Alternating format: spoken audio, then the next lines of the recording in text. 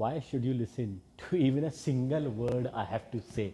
Well, apart from the fact that I have my own real estate company, apart from the fact that before this I was the best performing vice president and the best performing PNL and the best performing country head for Square Yards, one of the biggest companies in Dubai, apart from the fact that I have led teams of 40, 50 people, apart from the fact that I have trained hundreds of real estate agents in Dubai, let me tell you my origin story.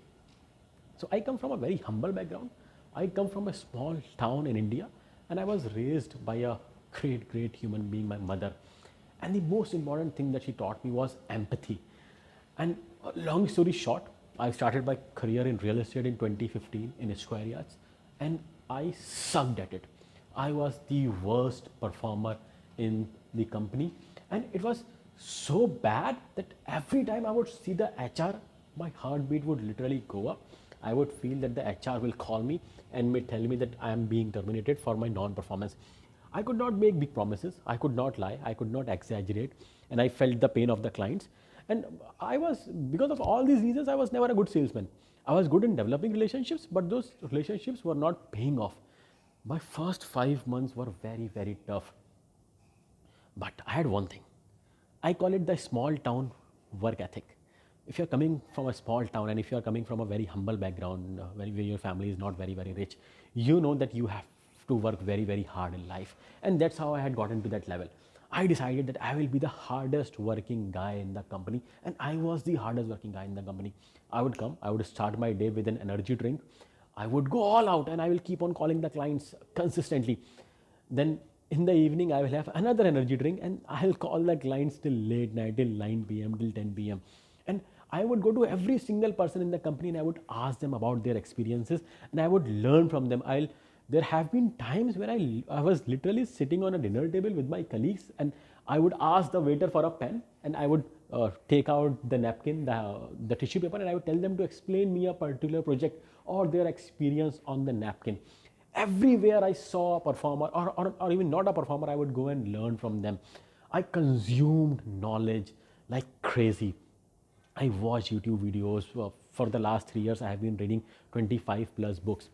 And then one fine day, it was September of 2015, my 5th month in my career. And that day I had decided that I'm going to quit before the company fires me because I had been a non-performer. And that was the last day. I still remember wearing a tie and talking to myself, looking in the mirror and deciding, okay, if I don't do a transaction today, I'm going to quit because otherwise the company is going to fire me.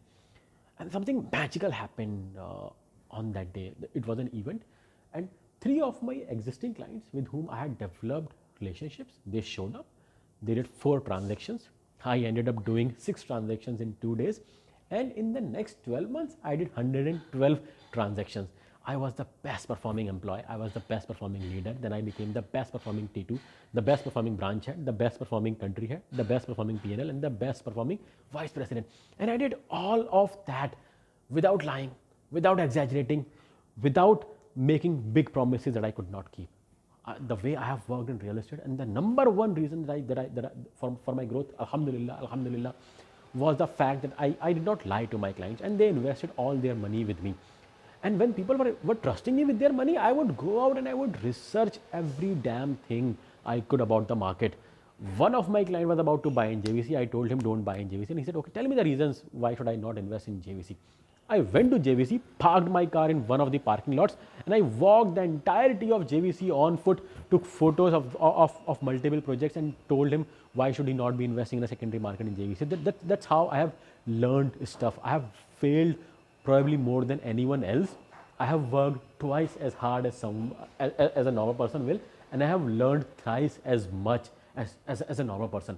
So in my 6.5 years of experience, I believe that I have learned equivalent to a 20-year of work experience. I have consumed every knowledge I could like crazy. I have trained people. I have led teams. I have had more than 1100 plus clients who invested the money through me and my team. And I have fine-tuned my system with millions of dirhams invested, with hundreds and thousands of clients, portfolios being managed. So that's how I have come to these strategies, the strategies that I apply as of now in the market, the strategies that I apply to the portfolios, the strategy that I apply for finding a project, for finding a good investment, for renting it out, for reselling it, for property staging, for all these things. And that's how I have perfected my system. And as of now, this system is giving 20-25% returns in a lot of cases, and at least double digit returns to all my investors.